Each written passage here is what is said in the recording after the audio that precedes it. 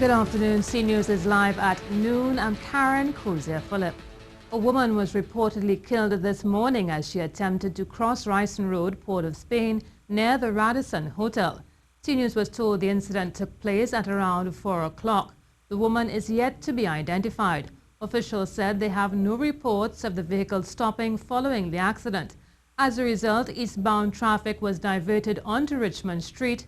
However, as of 8 a.m., regular routes were restored. And at around 7:30 this morning, a schoolboy was hit in an accident near to Pashley Street in Beetham Gardens. He suffered a broken leg. T News understands after the boy was hit by the maxi taxi, he tried to get up and walk. However, he collapsed. The boy was taken to hospital and his parents were notified. There was also some traffic heading west as a car overturned on the Western Main Road in Carenage. Now that accident took place just before 11 o'clock. To other news now, with concerns continuing to be expressed about an increase in crime throughout the country, Attorney at Law and former Minister of National Security Subhash Pandey says that the increasing crime rate in this country will only see an improvement if the government of the day thinks outside of the box in forming policy. Janine Brown has more in this report. Over the weekend, the number of murders for 2016 passed 400, prompting more calls for measures to deal with the problem. Speaking on our Good Morning Trinidad and Tobago program this morning, former National Security Minister and Attorney at Law Subhash Pandey said the current administration has failed to implement a diverse plan to tackle crime. Because I asked the government, what have you done different from the People's Partnership since you came into office? And the answer is nothing. Every time the crime rate spikes, we come with a crime plan, and nothing new. They're not thinking out of the box. And it seems to me that the Ministry of National Security, it has too many dollars and no sense.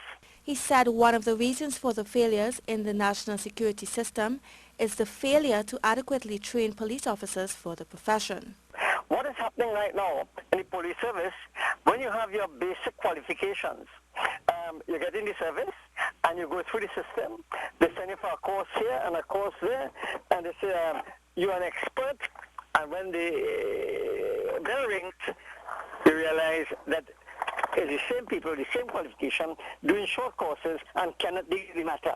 And for the controversial position of Police Commissioner, which has seen Mr. Stephen Williams in the acting position for a now 9th installment, Mr. Pandey said permanent or not is not the concern, rather it's a lack of resources. Whether it's permanent or temporary, if you have the same people, you get the same results. So the Commissioner of Police is only one person. Let's look at the police service in general. Chief Medical Officer of the Ministry of Health, Dr. Akinath Misir, has confirmed that the neonatal unit at the San Fernando General Hospital is back up and running. Now, last week there were concerns about bacteria in the NICU, forcing the unit to be closed for 2 days. All right. Well, the neonatal unit is not closed. We had a situation in the unit, as happens from time to time, where we have like an outbreak of an infection, and of course, because these babies are very small and very vulnerable, from time to time, so we have to do sanitization of the entire unit and so on. Sometimes transfer the babies, but right now the unit is up and functional. During the closure, all cases were transferred to the Port of Spain General Hospital. And earlier today, the former Minister of Health, Dr. Fuad Khan, issued a statement saying, as a medical professional, it is becoming very frustrating to witness the current administration undermine progress in the public health sector through what he calls negligence and mismanagement. This is in light of the closure of the neonatal unit at the San Fernando General Hospital over the weekend and the transfer of babies to the Port of Spain General Hospital.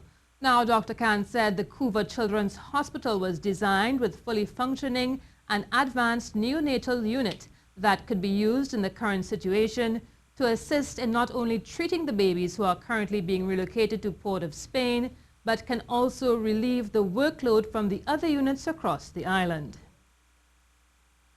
Concern is being raised about escort services being allowed to be advertised in the country's daily newspapers. Health Social Workers Association raised the issue, justifying its position, saying the acts performed can easily be seen as prostitution. Now, according to the Sexual Offences Act, Section 19 to 24, that is illegal.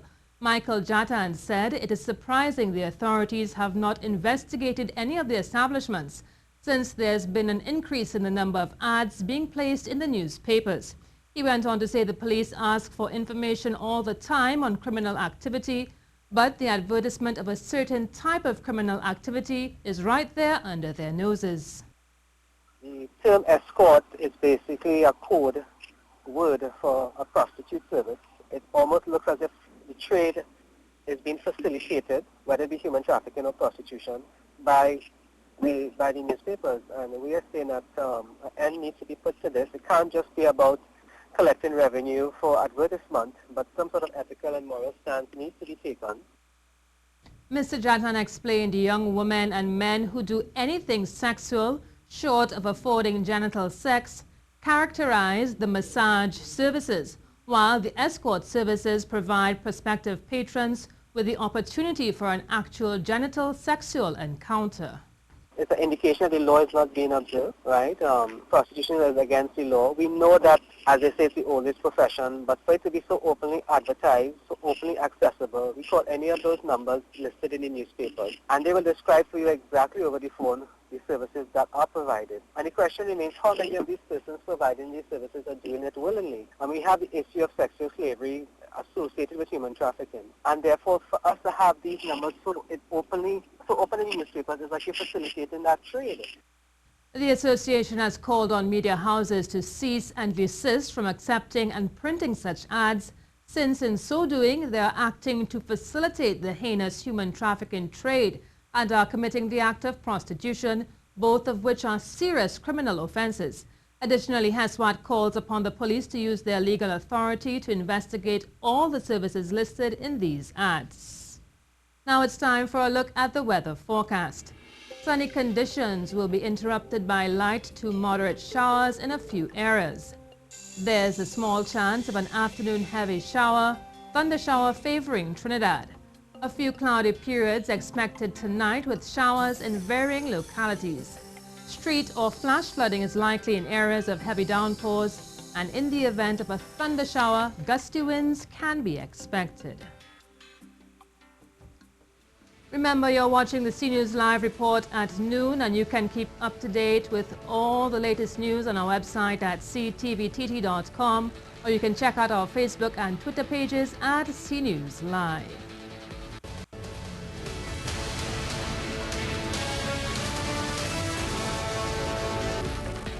Former Prime Minister Basir Pandey has asked citizens to share their views on how banks can be made to operate under rules and regulations to protect citizens.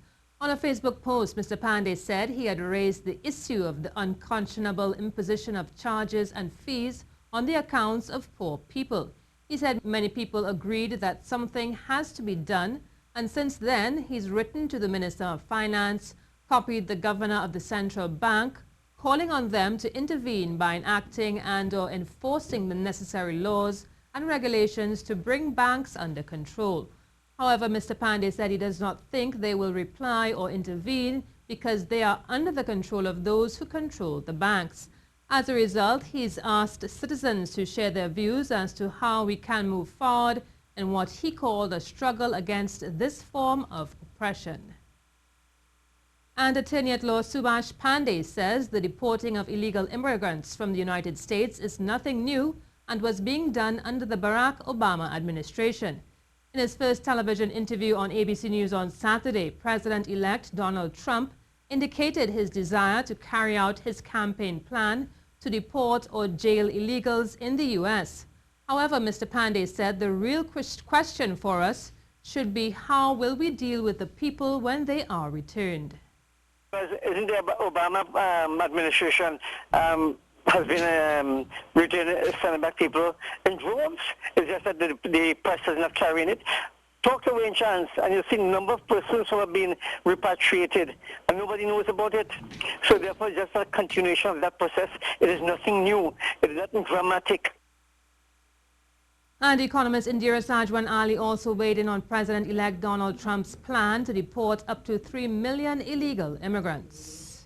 I am hopeful that Mr. Trump will exercise reasonableness as the president, that he would understand that, you know, what you need to say and do on the campaign trail in order to appeal to those who you want to come out and vote for you in order to win an election is not what you do and say and do when you become the president and you now have to govern. The Metrology Act number 18 of 2004, which provides the framework for the national measurement system in this country, has now been established as law. But even as the law has been implemented, there's still much cultural shifting to do for the country to adapt to the new system of measurement. This according to President of the Supermarket Association, Dr. Yunus Ibrahim, who says consumers are still very much familiar with the pound system when shopping. We here in Trinidad and Tobago have gone metric moons ago. However, the culture in shopping and trading is not in metric, right? You, at the supermarket, at the market level, you get people asking for pounds still. I'll take a pound of cheese, or 1.5 pound of fish, or 3 pounds of that and the other. And head of the Metrology Inspectorate, Mrs. Pamela Ramsubak, says now that the Act has been upgraded to law, their core function moving forward is verifying the prescribed measuring devices under the Act, such as those which are found in the supermarket, the market, the fuel dispensers, rulers, electricity meters, and other weighing devices.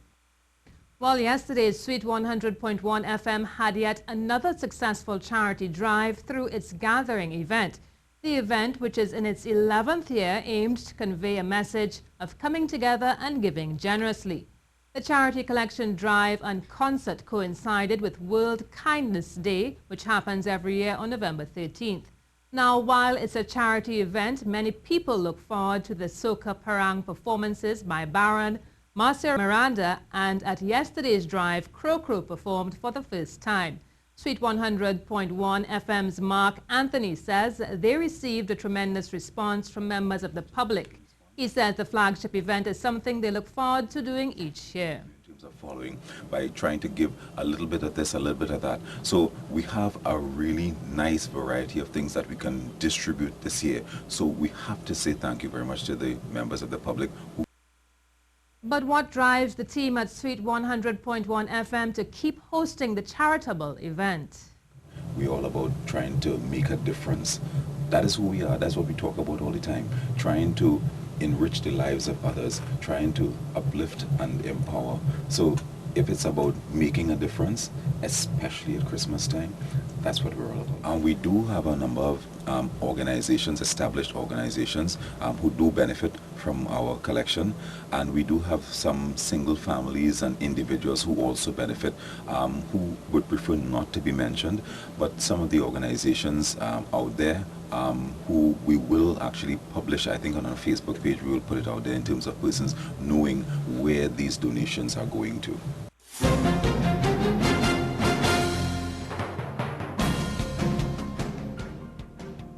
We begin with cycling now, where local speedster Kwesi Brown is finding it tough at the UCI World Cup events after he failed to advance in both the Keirin and sprints in Scotland and the Netherlands. Brown of Arima Wheelers yesterday finished 35th overall in the Flying 200 to qualify riders for the round of 16 in the match sprint event. His time of 10.487 seconds wasn't quick enough to get him into the second round. He also failed to advance in the Keirin event, his specialty. Riding in Heat 3 this morning, he finished third and needed to win the repechage to stand any chance of advancing. But even there, he could only place third in the third heat and failed to advance for the second World Cup in succession. History-making Kiana Lester, who became the first local lady to ride a UCI World Cup event, also placed fifth in the Keirin riding in Heat 2. But in the repechage, she also placed fifth and crashed out. Victory looked like a stroll on the track for New Thing in Tong when she won the Feature Oaks Stakes at Santa Rosa Park. Nicholas Patrick rode her to a 7 3/4 lengths victory over St. Honey and embraced the storm to take the $90,000 first prize. And Holy Man returned to winner's row with a close, hard-fought win over Free Passage and swept away. They have 150 to go. Here's New Thing and Nicholas Patrick well clear here, and they're not going to get her today. Impressive once again, this time in the outs. Here's New Thing in Gong by many. Oh, here they come. It's Holy Man and swept away and closing his free passage as well. It's a wild finish coming on. Holy Man has the lead. Here comes free passage on the outside. Holy Man ahead. Holy Man holds on by a head to take it in the end. And that brings us to the end of the CNews Report at noon. Remember, you can stay with CNews Live throughout the afternoon for all your news updates. I'm Karen Kozier-Phillip. Have a good afternoon.